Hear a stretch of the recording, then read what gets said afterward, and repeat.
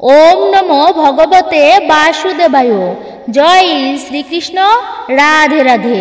17ই জ্যৈষ্ঠ পহেলা জুন রবিবার, পবিত্র জামাই ষষ্ঠীর দিন। এই দিনে আমরা সাধারণত প্রত্যেকে জানি যে বাড়িতে জামাই মেয়েকে নিমন্ত্রণ করে ভালো ভালো প্রকার খাবার তাদেরকে খাওয়ানো হয়। কিন্তু শাস্ত্রে এই জামাই ষষ্ঠীর দিনটির বিশেষ মাহাত্ম্য বর্ণনা করা হয়েছে। জামাই ষষ্ঠীর মতো শুভ দিনে কোন কাজ করা উচিত আর কোন কার্যগুলো করা একদমই উচিত নয়। বিশেষ করে এই দিনে আপনারা ভুল করেও খাবেন না এই 3টি খাবার। এই শুভ দিনে আপনারা এই খাবারগুলি একদমই মুখে তুলবেন না। সেই বিষয়ে আজকের ভিডিওতে জানানো হবে। জামাই ষষ্ঠী খুবই শুভ একটি তিথি, যে সমস্ত ব্যক্তিরা সাংসারিক মঙ্গল কামনা করেন, তো প্রত্যেককে বলবো বিশেষভাবে আপনারা এই দিনে ব্রত রাখুন। এতে মা ষষ্ঠী দেবীর কৃপায় সংসারে সুখ শান্তি ও সমৃদ্ধি বজায় থাকবে। জ্যৈষ্ঠ মাসের শুক্লপক্ষের ষষ্ঠী তিথিতে জামাই ষষ্ঠীর আচার পালন করা হয়। বাঙালিদের আচার অনুষ্ঠানগুলোর মধ্যে লৌকিক আচার অনুষ্ঠান অন্যতম এই জামাই ষষ্ঠী। আবার এই দিনটিকে অরণ্য ষষ্ঠীও বলা হয়। এই দিনে লৌকিক আচার অনুসারে দেবী মা ষষ্ঠীর পূজা করা হয়। বৈদিক শাস্ত্রে তার কোনো উল্লেখ না থাকলেও বাংলার ঘরে ঘরে অন্যান্য ষষ্ঠী ব্রতের মতোই এই ষষ্ঠী পূজা করা হয়ে থাকে এই জ্যৈষ্ঠ মাসের শুক্লপক্ষের ষষ্ঠী তিথিতে। তাই এই ষষ্ঠীকে অরণ্য ষষ্ঠী বা জামাই ষষ্ঠী নামে পরিচিত। এই পবিত্র অরণ্য ষষ্ঠীর দিন আপনারা কোন কোন কাজগুলো করবেন জামাইয়ের বা সন্তানের মঙ্গল কামনার জন্য বিশেষ করে মনে রাখবেন। বিবাহিতা মেয়ে জামাইকে নিমন্ত্রণ করে থাকেন এই শুভ দিনে সন্তানের মঙ্গল কামনার জন্য আপনারা বিশেষ করে এই শুভ দিনে এই কয়েকটি খাবার ভুল করেও মুখে তুলবেন না। এই খাবার গ্রহণ করলে নিশ্চিত পরিবারে অমঙ্গল নেমে আসতে পারে, তার সতর্ক অবশ্যই থাকবেন। এরই পাশাপাশি থাকছে পবিত্র জামাই ষষ্ঠীর ব্রত মাহাত্ম্য, যা একটিবারের জন্য হলেও সবাইকে আজকের দিনে শ্রবণ করতে হয়। মনে রাখবেন, কখনো কোনো ব্রত কথা অসম্পূর্ণ বা অর্ধ শ্রবণ করতে নেই। এতে সেই ব্রতে দোষ লাগে, ব্রতের পুণ্যফল প্রাপ্ত হয় না, বরং পাপ লাগে জীবনে। সম্পূর্ণ শ্রবণে মা ষষ্ঠী দেবীর কৃপা প্রাপ্তি হয়। আমাদের আজকের এই ভিডিওটি খুবই গুরুত্বপূর্ণ হতে চলেছে, প্রত্যেকের জানা প্রয়োজন। নমস্কার, আমি দীপা। দেশ ও দেশের বাইরে থেকে যে সকল দর্শকেরা এই মুহূর্তে ভিডিওটি অন করেছেন তাদের প্রত্যেককে স্বাগত জানাই রায়কিশোরী দীপা অর্থাৎ সনাতন ধর্মীয় তথ্যমূলক চ্যানেলে। আমি সর্বদা চেষ্টা করি সনাতন ধর্মের এরকমই সকল গুরুত্বপূর্ণ বিষয়গুলি আপনাদের সামনে উপস্থাপন করতে। আসুন কিছুক্ষণ সময় প্রত্যেকে একসঙ্গে ধৈর্য ধরে আজকের এই গুরুত্বপূর্ণ বিষয়ে বিস্তারিত জানার চেষ্টা করি। ভিডিওটি শুরু থেকে শেষ পর্যন্ত দেখে যদি বা শ্রবণ করে যদি আপনাদের ভালো লেগে থাকে তাহলে অবশ্যই একটি লাইক করবেন। কমেন্টে ভক্তি ভালোবাসা ও শ্রদ্ধার সহিত জয় শ্রীকৃষ্ণের জয়, জয় মা ষষ্ঠী দেবীর জয় অথবা আপনার গুরুদেবের নামটি একটি বারের জন্য হলেও লিখে জানাবার জন্য অনুরোধ রইল। চ্যানেলে নতুন হলে অবশ্যই চ্যানেলটি সাবস্ক্রাইব করবেন, পাশে থাকার নোটিফিকেশন বেল বাটনটি অল করে দিবেন। তাহলে চলুন শুরু করি আজকের ভিডিওটি। আশা করছি আপনি উপকৃত এবং সমৃদ্ধ হবেন। আর হ্যাঁ, অবশ্যই একজন সনাতনী বোনকে আপনারা সাপোর্ট করবেন, আমি আশা রাখছি। প্রতি বছর জ্যৈষ্ঠ মাসের শুক্লপক্ষের ষষ্ঠী তিথিতে পালিত হয় এই জামাই ষষ্ঠী। 2025 সালে পহেলা জুন 17ই জ্যৈষ্ঠ রবিবার পালিত হচ্ছে এই শুভ উৎসবটি। জামাই ষষ্ঠী মানে শুধু খাবার খাওয়া আর আনন্দ করা নয়, বাঙালির 13 পার্বণের মধ্যে অন্যতম একটি বিশেষ লৌকিক পার্বণ হচ্ছে এটি। সনাতন ধর্মে এটি একটি বিশেষ ব্রত। মা ষষ্ঠী হলেন সন্তানদের দেবতা, তিনি গর্ভবতী হওয়ার আশীর্বাদ দেন। জামাই ষষ্ঠীর মুখ্য উদ্দেশ্য হল মাতৃত্ব এবং বংশবৃদ্ধি। সাধারণত জ্যৈষ্ঠ মাস, ভাদ্র মাস, আশ্বিন মাস ও অগ্রহায়ণ মাস, মাঘ মাস এবং চৈত্র মাসের শুক্লপক্ষের ষষ্ঠী তিথিতে এই ষষ্ঠী দেবীর পূজা করা হয়ে থাকে। তবে মাসভেদে একই দেবীর ভিন্ন নাম, ভিন্ন ভিন্ন পূজার বৈশিষ্ট্য লক্ষ্য করা যায়। এর মধ্যে জ্যৈষ্ঠ মাসের শুক্লপক্ষের তিথিতে এই জামাই ষষ্ঠী নামেই বেশি পরিচিত। জামাই ষষ্ঠীর দিন জামাইকে ঘিরে শাশুড়িদের এই অনুষ্ঠান বর্তমান এক উৎসবের আকার ধারণ করে রয়েছে। ষষ্ঠীকে সন্তান সন্ততির দেবী বা দেব বহির্ভূত লৌকিক দেবী বলা হয়ে থাকে। ঘর ও মন্দিরের বাইরে বট করমচার ডাল পুঁতে প্রতীক অর্থে অরণ্য রচনা করে এই পূজা পালন করা হয়।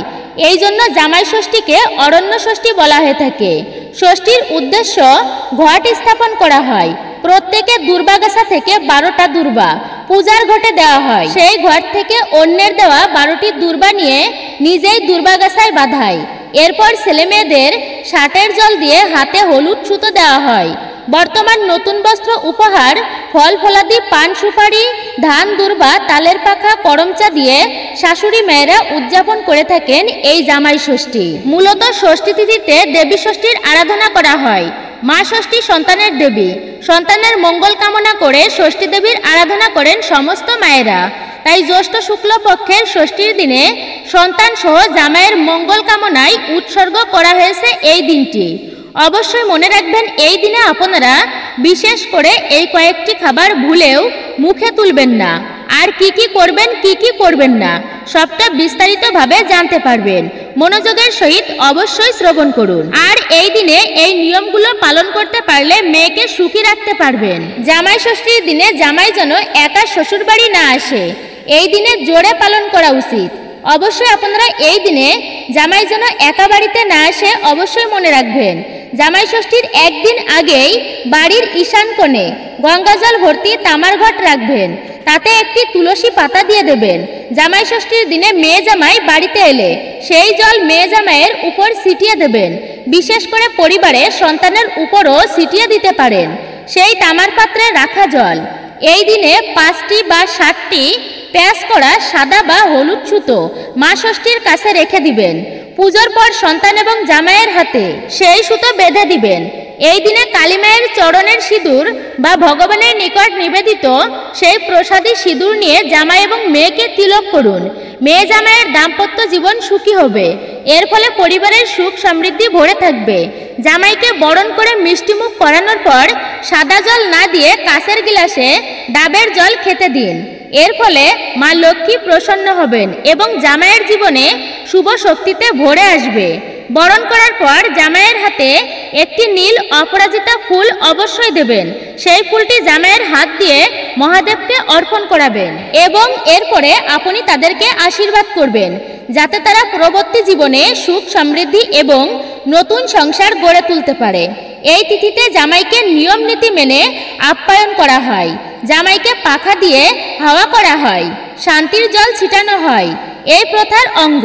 এর পাশাপাশি ধান দুর্বা দিয়ে আশীর্বাদ করে জামাইয়ের কবজিতে হলুদ মাখানো সুতা বেঁধে দেন শাশুড়ি মায়েরা।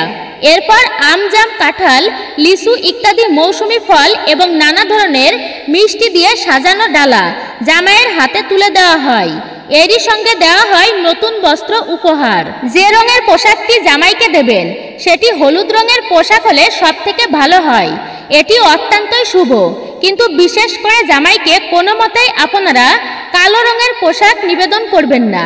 যে কোনো পার্বণে বিভিন্ন পদের ভোগ বা রন্ধনের আয়োজন করা হয়, তাই এই দিনে জামাইয়ের পছন্দের একাধিক পদ রান্না করেন শাশুড়ি মেয়েরা। কিন্তু বিশেষ করে মনে রাখবেন, জামাইকে এই খাবারগুলো নিবেদন করবেন না। তবে এই দিন মায়েদের ব্রত করার দিন, আপনারা ব্রত উপবাস করবেন, ভুলেও খাবেন না এই খাবারগুলো, নইলে পরিবারে অমঙ্গল হতে পারে। অবশ্যই আপনারা ভিডিওটি সম্পূর্ণ শ্রবণ করবেন, তাহলে জানতে পারবেন কোন খাবারগুলি গ্রহণ করা উচিত নয় এই দিনে, আর কোন 3টি সবজি যা গ্রহণ একেবারেই করবেন না। এতে ভগবান শ্রীবিষ্ণু, মা লক্ষ্মী এবং ষষ্ঠী দেবী আপনার প্রতি অত্যন্তই রুষ্ট হবেন। সংসারে নেমে আসবে দুর্ভোগ, নিজের জীবনে চরম দুর্দশা ভোগ করতে হবে। শুনতে অবাক লাগলেও জ্যৈষ্ঠ মাসের শুক্লপক্ষে মহাপ্রভুর মন্দিরে পালিত হয় জামাই ষষ্ঠী। তবে সেই দিন তিনি আর কৃষ্ণের অবতার বা মহাপ্রভু নন, বরং সেদিন নিমাই তাদের জামাই। আপনারা অনেকেই হয়তো জানেন না, নবদ্বীপে এই মন্দিরে সেবায়েতরা বংশ পরম্পরায় বিষ্ণুপ্রিয়ার ভাইদের উত্তর পুরুষ। তাই প্রায় 350 বছর ধরে এই তিথিতে শ্রী চৈতন্যদেবের বিগ্রহকে তারা জামাই হিসাবে আপ্যায়ন করে আসছে। স্থানীয় প্রবীণরা মহাপ্রভুকে ষাটের বাতাস দেন, হাতে পরিয়ে দেন সুতো। বিগ্রহের পরনের নতুন পোশাকের সঙ্গে থাকে রাজসিক ভোগের আয়োজন। রূপোর রেকাবিতে মৌসুমি ফল, রূপোর বাটিতে ক্ষীর, রূপোর গ্লাসে জল দিয়ে ঘুম ভাঙানো হয় মহাপ্রভুর। তারপর থাকে চিড়ে, মুরকি, দই, আম, কাঁঠাল ও মিষ্টি ফলাহার। মধ্যাহ্নের ভোজে নানা তরকারি, ডাল, ভাজা, থোড়, ছানার ডালনা, ঢোকার ডালনা, লাউ, চাল কুমড়া এবং পোস্ত দিয়ে রাঁধা হয় এমন ধরনের সব নিরামিষ পদ। দিবানিদ্রার পরে বিকালে নিমাইয়ের উত্থান ভোগে থাকে ছানা আর মিষ্টি। রাতে শয়ানের আগে গাওয়া ঘিয়ের লুচির সঙ্গে মালপোয়া আর রাবড়ি। সবার শেষে সুগন্ধি দেওয়া হয় খিলপান। তবে এই মন্দিরে জামাই ষষ্ঠী ভোগের বিশেষত্ব হলো আম ক্ষীর। গাছ পাকা আমের রস ক্ষীরের সঙ্গে পাক দিয়ে তৈরি হয় এই পদটি। তবে মা ষষ্ঠীকে লৌকিক দেবী হিসেবে আখ্যায়িত করা হলেও পুরাণেও তার অস্তিত্ব বিদ্যমান। তাই এবার ব্রহ্ম বৈবর্ত পুরাণ মতে মা ষষ্ঠীর আখ্যানটি জেনে নেওয়ার পালা। স্বয়ম্ভু মনুর পুত্র প্রিয়ব্রত সমগ্র পৃথিবীর রাজা হলেও তার রাজকার্যে একেবারেই মন নেই। বিবাহ করে সংসার ধর্ম পালন করার পরিবর্তে সারাক্ষণ জপে তপে ও ধ্যানে জ্ঞানে মগ্ন থাকতেন প্রিয়ব্রত। প্রিয়ব্রতের এই বৈরাগ্য দশা দেখে পরমপিতা ব্রহ্ম স্বয়ং প্রিয়ব্রতের কাছে এসে বললেন, হে প্রিয়ব্রত, তোমার বৈরাগ্য হয়েছে সে তো ভালো কথা, কিন্তু হে পুত্র, সৃষ্টিকে অগ্রসর করতে অবিলম্বে সংসার করারও প্রয়োজন। ব্রহ্মর এমন সস্নেহ ভর্ৎসনায় প্রিয়ব্রত লজ্জিত হলেন এবং অবিলম্বেই ব্রহ্মবাক্য শিরোধার্য করে মালিনী নামের এক সুলক্ষণা কন্যাকে বিবাহ করে ফেললেন তিনি। এরপর দিন আসে দিন যায়, কিন্তু রানী মালিনী কিছুতেই আর সন্তানবতী হন না। বছরের পর বছর সন্তানের পিতার ডাক শুনতে পেলেন না তিনি। অবশেষে অনেক বছর পর অপেক্ষার অবসান ঘটিয়ে মালিনী প্রসব করলেন একটি পুত্র সন্তান। পুত্রটি সর্বগুণ লক্ষণযুক্ত কিন্তু প্রাণহীন। ফলে রাজপুরীতে যেখানে আনন্দের বানে ভেসে যাওয়ার কথা সেখানে তা ডুবে গেল শোকের সাগরে। অন্তপুরে কান্নার রোল উঠল সমস্বরে। রানী বারবার মূর্ছা যেতে লাগলেন এবং প্রিয়ব্রত শোকে একেবারেই মুহ্যমান হয়ে গেলেন। যে সন্তান আজ রাজপ্রাসাদে খেলে বেড়াবে তাকে নিয়ে চিতায় তুললেন প্রিয়ব্রত, কিন্তু বারংবার চেষ্টা করেও তার চিতার আগুন দিতে পারলেন না তিনি। অবশেষে তিনি সিদ্ধান্ত নিলেন পুত্রের চিতায় তিনি নিজেও পুড়বেন। তাই আপন তরবারি কোষমুক্ত করে নিজেকে হত্যা করতে উদ্যত হলেন প্রিয়ব্রত। কিন্তু সেই মুহূর্তেই সাদা অথচ নানাবিধ রত্নখচিত রথে এক দেবীকে আকাশ থেকে নেমে আসতে দেখে হতভম্ব হয়ে থমকে দাঁড়ালেন প্রিয়ব্রত। সাদা চাপা ফুলের মতো দেবীর গায়ের রং, পরনে ক্ষৌম বস্ত্র, অঙ্গে ফুলমালার সজ্জা, মুখে প্রসন্নময়ের হাসি। দেবীকে একেবারেই সামনে দেখে প্রিয়ব্রত বুকের সন্তানকে মাটিতে নামিয়ে করজোড়ে বন্দনা করে বললেন, হে দেবী, আপনি কে? দেবী বললেন, প্রকৃতির ষষ্ঠ অংশ থেকে আমার জন্ম, তাই সকলে আমাকে ষষ্ঠী বলে ডাকে। আমি পুত্রহীনকে পুত্র দান করি, প্রিয়হীনকে প্রিয় বস্তু দান করি, দরিদ্রকে ধন দান করি এবং ক্রিয়াহীনকে শুভকর্মের দিশা প্রদর্শন করি। এই বলে দেবী প্রিয়ব্রতের মৃত পুত্রকে কোলে নিয়ে প্রাণ ফিরিয়ে দিলেন তারপর শিশুটিকে কোলে নিয়েই রথে চেপে স্বর্গের দিকে উড়াল দিলেন দেবী। আচম্বিতায় এমন অদ্ভুত ব্যাপার দেখে হতভম্ব হয়ে গেলেন প্রিয়ব্রত। তারপর হুঁশ ফিরতেই কাকুতি মিনতি করে এবং দেবীর স্তব করে পুত্রকে ফিরিয়ে দেওয়ার আবেদন করলেন তিনি দেবীর কাছে। দেবী তখন তুষ্ট হয়ে স্থির হলেন, বললেন, হে প্রিয়ব্রত, তুমি স্বয়ম্ভু মনুর পুত্র। তুমি যদি ধরায় আমার পূজার প্রচলন করো তাহলে তোমার সন্তান আমি ফিরিয়ে দেব। আমার বরে তোমার পুত্র হয়ে উঠবে সকল বিষয়ে গুণবান।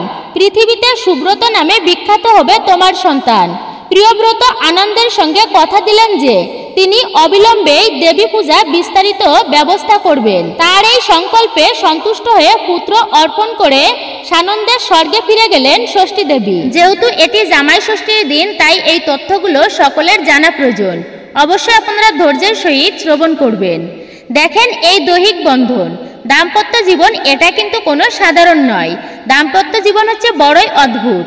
দুটি নদী দুই দিকে চলছিল, সেই নদীকে একত্রিত করে একই সঙ্গে চলার নামই হচ্ছে দাম্পত্য জীবন। সুখে দুঃখে চিরকাল একত্রিত হয়ে থাকার যারা প্রতিশ্রুতিবদ্ধ হয় সেটাই দাম্পত্য জীবন। সংসার জীবন কোনো সাধারণ জীবন নয়। সামান্য ভুল হলেই সেই সংসার নরকের থেকেও ভয়ানক যাতনায় পরিপূর্ণ হয়। কিন্তু এই সংসারই আবার স্বর্গের থেকেও সুখের হয়, পরম আনন্দময় হয়ে ওঠে যদি সংসারে সুখ শান্তি বজায় থাকে। আমরা কম বেশি প্রত্যেকেই জানি এটা। সংসার সুখী হয় রমণীর গুণে।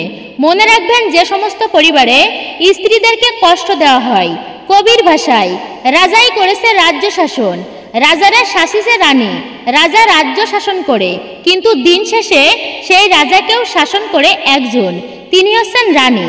তাই জন্য প্রতিটি গৃহের বধূমাতাগণ তারাও এক ধরনের লক্ষ্মী। আর স্বর্গে যে লক্ষ্মী দেবী তাকে বলা হয় স্বর্গলক্ষ্মী। এবং ভগবান বিষ্ণুর পত্নী যিনি, তিনি হচ্ছেন স্বয়ং দেবী লক্ষ্মী মা। আর প্রতিটি গৃহের যে বধূমাতাগণ তারা হচ্ছেন স্বয়ং লক্ষ্মী দেবী স্বরূপা। তাই যে পরিবারে বধূমাতা লক্ষ্মীকে কষ্ট দেওয়া হয় সেই পরিবারে কখনো সুখ শান্তি সমৃদ্ধি আসে না। অবশ্যই মনে রাখবেন, অন্তত পক্ষে এই শুভ দিনে কোনো নারী বা কোনো ব্যক্তিকে কষ্ট দিতে নেই, বিশেষ করে কোনো নারী জাতিকে। এই অরণ্য ষষ্ঠীর দিনে, অরণ্য ষষ্ঠীর আরেক নাম হচ্ছে জামাই ষষ্ঠী। পবিত্র এই জামাই ষষ্ঠীর দিনে আপনারা আরেকটা কাজ করবেন। এই শুভতম দিনে অবশ্যই খুব সকাল সকাল ঘুম থেকে উঠবেন। সকাল সকাল ঘুম থেকে উঠে গঙ্গা স্নান করবেন। যে ব্যক্তিরা শুভ দিনে গঙ্গা স্নান করতে পারে তাদের জন্ম জন্মান্তরের পাপরাশি ধ্বংস হয়ে যায়। তাই গঙ্গা স্নানকে ভীষণ গুরুত্ব দেওয়া হয়েছে শাস্ত্রে। তবে অনেকের পক্ষে সম্ভব নয় গঙ্গায় স্নান করা, সেক্ষেত্রে বলবো তাদেরকে পবিত্র নদীতে অবশ্যই স্নান করবেন। তা না হলে আপনি প্রতিদিন বাড়িতে যেভাবে স্নান করেন আপনি তেমনি স্নানের সময় 3 বার গঙ্গা গঙ্গা গঙ্গা নাম উচ্চারণ করে অবশ্যই স্নান করবেন। যে ব্যক্তি স্নানের সময় মা গঙ্গা দেবীর নাম স্মরণ করে তিনিও এই গঙ্গা স্নানের সমফল লাভ করে। সেই জন্য আপনারা প্রত্যেকে স্নানের সময় 3 বার গঙ্গা গঙ্গা গঙ্গা নাম উচ্চারণ করে তারপরে স্নান করবেন। অথবা আপনারা স্নানের জলে কয়েক ফোঁটা গঙ্গা জল মিশিয়ে কালো তিল মিশিয়ে আপনারা স্নান করবেন এই দিনে। আর শুধুমাত্র এই দিনে মেয়ে জামাইকে বাড়িতে আনলেই হবে না, বিশেষভাবে এই শুভ দিনে তাদেরকে নিয়ে ঠাকুরের পূজা দেবেন।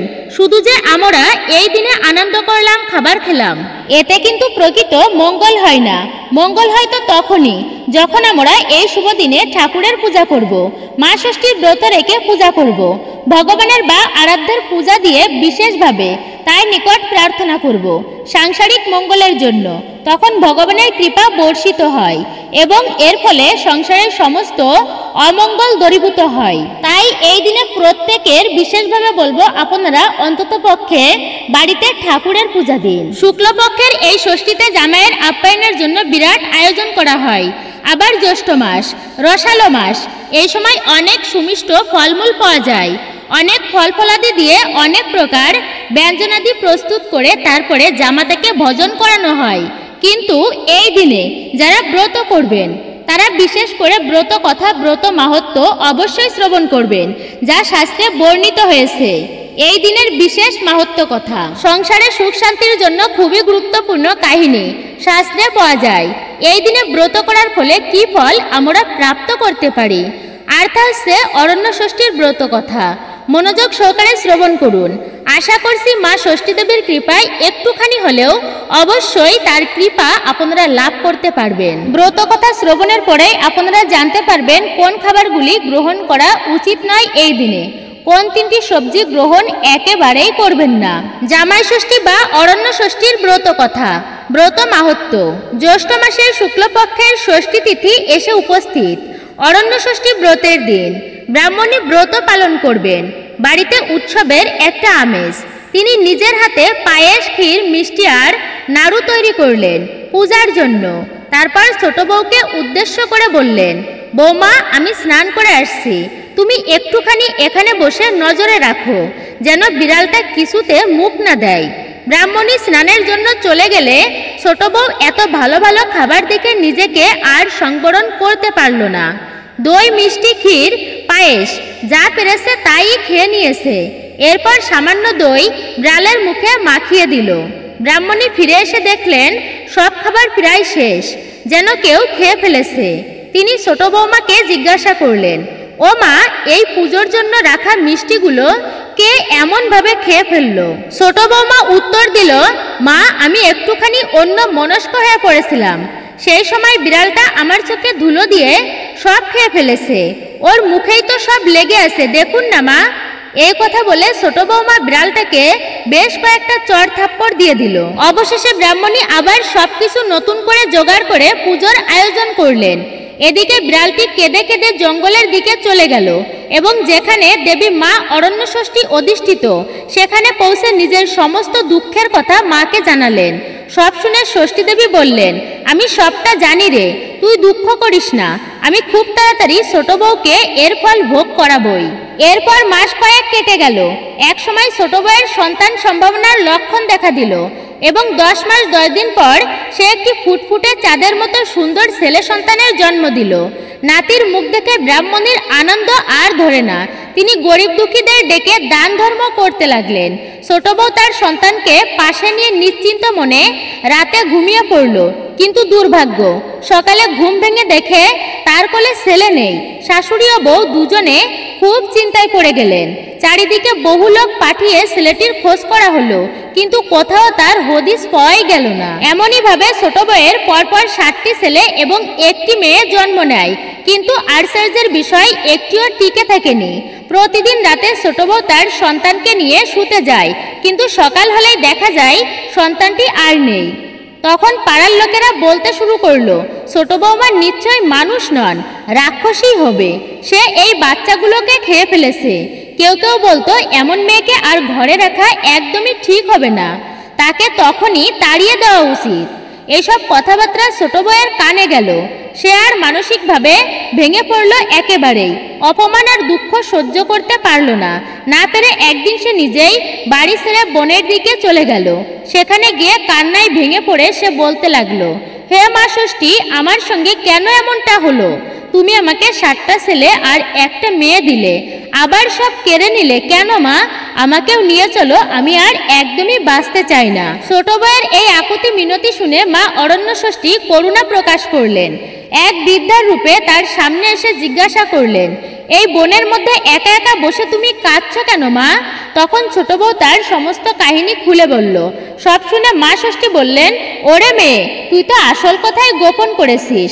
তুই তো গোপনে মাছ দুধ আর পুজোর মিষ্টি সবই খেয়ে ফেলতিস, আর শাশুড়ির কাছে সব দোষ দিতিস কালো বিড়ালের। সেই কারণেই তো তোর এই দুর্দশা হয়েছে। এবার ছোট বউ বৃদ্ধা মায়ের পায়ে পড়ে গিয়ে কান্না করতে করতে বলল, কে গো তুমি মা? তুমি কেমন করে সবটা জানলে? আমায় ক্ষমা করে দাও, আমি তোমার পা ছেড়ে উঠবো না। তখন মা ষষ্ঠী তার কাতরতা দেখে বললেন, আমি তো মা ষষ্ঠী, এই পৃথিবীতে কে কি করে আমি সবটা জানি, সবটা জানতে পারি। ছোট বউ আবার কেঁদে কেঁদে বলল, মা, আমি বড় অন্যায় করে ফেলেছি, আমার পাপের সীমা নেই। আজ তুমি দয়া করে দেখা দিয়েছো, তুমি যা বলবে আমি তাই করব। মা ষষ্ঠী তখন বললেন, ওই পথের ধারে একটু সামনে এগিয়ে যাও, দেখবে একটা মরা পচা বিড়াল পড়ে আছে। যদি তুমি ওই পচা বিড়ালের গায়ের উপর 1 হাঁড়ি দই ঢেলে দাও, তারপর সেই দই জিভ দিয়ে সেটে সেটে হাঁড়িতে তুলতে পারো, তবেই তোমার সন্তান আবার ফিরে পাবে। এই কথা শোনার সঙ্গে সঙ্গেই ছোট বউ এক মুহূর্ত দেরি না করে একটা হাঁড়ি ভরে দই নিয়ে এসে সেই পচা বিড়ালটার গায়ে ঢেলে দিল। তারপর বিড়ালের গা থেকে সেটে সেটে জিভ দিয়ে তুলে আবার সেই হাঁড়িতে সেই দইগুলো তুলল এবং মা ষষ্ঠীর সামনে হাজির হলো সেই হাঁড়ি নিয়ে। মা ষষ্ঠী ততক্ষণে ছোট বউয়ের ছেলে মেয়েদের নিয়ে সেখানে দাঁড়িয়েছিলেন। তিনি ছোট বউয়ের হাতে সন্তানদের তুলে দিয়ে বললেন, এই নাও তোমার ছেলে মেয়ে, এই অমৃত সম দই দিয়ে সকলের কপালে ফোঁটা দাও আর সুখে শান্তিতে সংসার করো। তবে আর কখনো পুজোর জিনিস বা পুজোর প্রসাদ চুরি করে খেয়ে আমার বাহনের উপর দোষ দেবে না। সন্তানদের দূর হওয়া মরে যায় এমন ধরনের কথা কখনোই মুখে আনবে না। যদি অন্য কাউকে এমন কথা বলতে শোনো, তবে তখন তাকে বলবে মা ষষ্ঠীর দাস ও 60 এই কথা বলেই মা অরণ্য ষষ্ঠী অদৃশ্য হয়ে গেলেন। ছোট বউ তখন 7 ছেলে আর মেয়েকে নিয়ে শ্বশুর বাড়িতে ফিরে এলো এবং শাশুড়ির পায়ে প্রণাম করলো। এরপর সে ষষ্ঠী দেবীর বলা সমস্ত কথা শাশুড়িকে বলল। ব্রাহ্মণী সবটা শুনে একেবারে অবাক হয়ে গেলেন। নাতি নাতনিদের ফিরে পেয়ে তিনি অপার আনন্দে ভরে উঠলেন। কিছুদিনের মধ্যেই তিনি নাতি নাতনিদের বিয়ে দিলেন। বছরের পর বছর জ্যৈষ্ঠ মাসের শুক্লপক্ষের ষষ্ঠী তিথিতে ছোট বউ ধুমধাম করে অরণ্য ষষ্ঠীর ব্রত পালন করে এবং নিজের মেয়ে জামাইকে নিমন্ত্রণ করে জামাইয়ের কপালে দইয়ের ফোঁটা দিল। সেই সময় থেকেই মা অরণ্য ষষ্ঠীর মাহাত্ম্য চারিদিকে প্রসারিত হতে লাগলো। এই ব্রতকেই পরে জামাই ষষ্ঠী বা ষষ্ঠী বাটা নামে ডাকা হয়। এই অরণ্য ষষ্ঠী বা জামাই ষষ্ঠী ব্রত পালন করলে মা তার সন্তানদের রক্ষা করেন এবং পরিবারে কল্যাণ বয়ে আনেন। বিশেষ করে সন্তানদের মায়েরা এই ব্রত করলে তাদের সন্তানের দীর্ঘায়ু ও মঙ্গল নিশ্চিত হয়। তাহলে সকলেই বুঝতে পারছেন এই ব্রত পালন করলে আমরা কি ফল প্রাপ্ত করতে পারি। জ্যৈষ্ঠ মাসের শুক্লা ষষ্ঠীতে জামাই ষষ্ঠীর দিনে আপনারা যে যে খাবার গ্রহণ করবেন না তা অবশ্যই মনে রাখবেন সর্বদাই। এই ষষ্ঠী তিথিতে নিম পাতা খেলে সন্তানের ভাগ্য খারাপ হতে পারে, তাই বিশেষ করে সন্তানের মঙ্গল কামনার জন্য অনেক মায়েরা এই দিনে ব্রতটি পালন করে থাকেন। তাই যদি আপনারা নিম পাতা বা কোনো ধরনের তিতো জাতীয় খাবার গ্রহণ করেন তাহলে অবশ্যই সন্তানের ভাগ্য খারাপ হতে পারে, তাই চেষ্টা করবেন এই খাবারটি না খেতে এই শুভতম দিনে। এছাড়াও ব্রত পালনের সময় বিশেষ করে মনে রাখবেন এই অরণ্য ষষ্ঠী বা জামাই ষষ্ঠীর দিনে এই দিনে পোড়া জাতীয় খাবার খাওয়া একদমই উচিত নয়। যেমন বেগুন পোড়া, আলু পোড়া, টমেটো পোড়া, রুটি পোড়া এসব খাবার ভুলেও মুখে তুলবেন না এই দিনে। কিন্তু কিছু কিছু ভক্তেরা প্রথম দিন থেকে ষষ্ঠীর দিন পর্যন্ত এই 6 দিন ফল, নারিকেলের জল এবং শরবত খেয়ে থাকেন। কিন্তু যে সমস্ত ব্যক্তিরা সম্পূর্ণরূপে এই জামাই ষষ্ঠী ব্রতটি পালন করবেন তারা অবশ্যই এই ষষ্ঠীর দিনে ফল, দুগ্ধ, নারিকেলের জল খেয়ে ব্রতটি পালন করবেন। আর যদি সম্ভব না হয় তবে আপনারা নিরামিষ খাবার রন্ধন করে খাবেন। তবে সেই রন্ধন করা সবজি ঠাকুরকে নিবেদন করে প্রসাদী হিসাবে গ্রহণ করুন, এটি অত্যন্তই শুভ। প্রসাদে কৃপা হয়, প্রসাদে সর্বদুঃখ মোচন হয়। তবে এই দিনে ভুলেও আমিষ খাবার খাবেন না। যদি আমিষ গ্রহণ করেন ব্রতীরা এই দিনে তবে মা লক্ষ্মী রুষ্ট হন, তাই শুভতম দিনে আমিষ খাবার বর্জনীয়।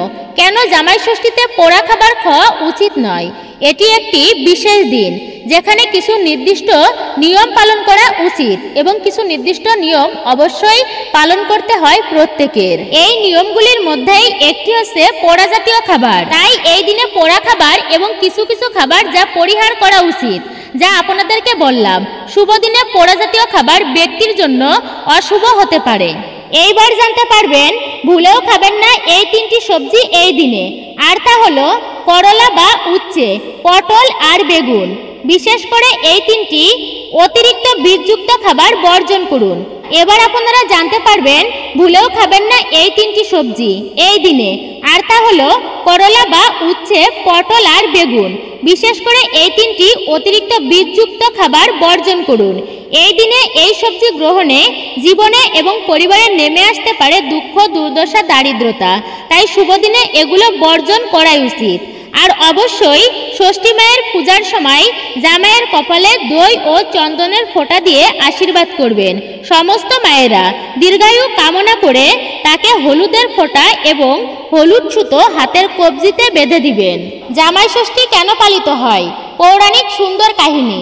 একদা শ্রীবিষ্ণু শিব ও মা পার্বতীকে তার বাড়িতে খাবারের জন্য আমন্ত্রণ জানালেন। শিব ও পার্বতী শ্রীবিষ্ণুর আলয়ে উপস্থিত হলে দেবী লক্ষ্মী পার্বতীকে স্বাগত জানাননি তাদের মধ্যে বিবাদের কারণে। এমন করেছিলেন মা লক্ষ্মী। স্ত্রীর অপমান দেখে রেগে যান মহাদেব। তিনি বিষ্ণুকে অভিশাপ দেন যে তাকে তার আলয় ছেড়ে একদিন পথে পথে ভিক্ষা করতে হবে। এরপর বিষ্ণু নিজেকে জামাই স্বরূপ রূপান্তরিত করে জ্যৈষ্ঠ মাসের শুক্লপক্ষের ষষ্ঠী তিথিতে পার্বতী দেবীর আশীর্বাদ গ্রহণ করে। এরপরে শিবের অভিশাপ থেকে মুক্ত হন তিনি। এরপর বিষ্ণুও তার গৃহে ফিরে যান। এরপরে শিবের অভিশাপ থেকে মুক্ত হন তিনি। এরপর বিষ্ণুও তার গৃহে ফিরে যান। এইভাবে এই দিনটি জামাই ষষ্ঠী নামে পরিচিত।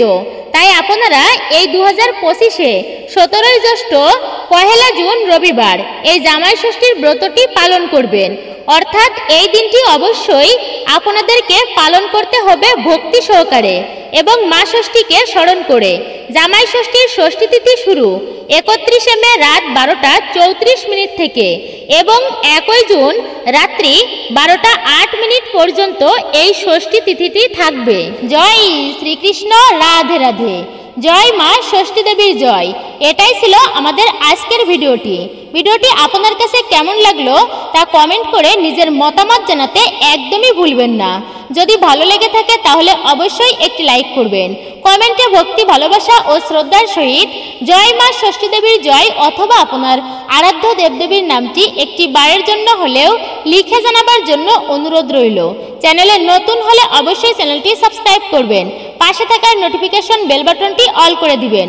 আর অবশ্যই একজন সনাতনী বোনকে আপনারা সাপোর্ট করবেন, আমি আশা রাখছি আপনাদের থেকে। তাহলে সকলে ভালো থাকুন, সুস্থ থাকুন, পরম করুণাময় ঈশ্বরের অশেষ কৃপায়। জয় শ্রীকৃষ্ণ, রাধে রাধে।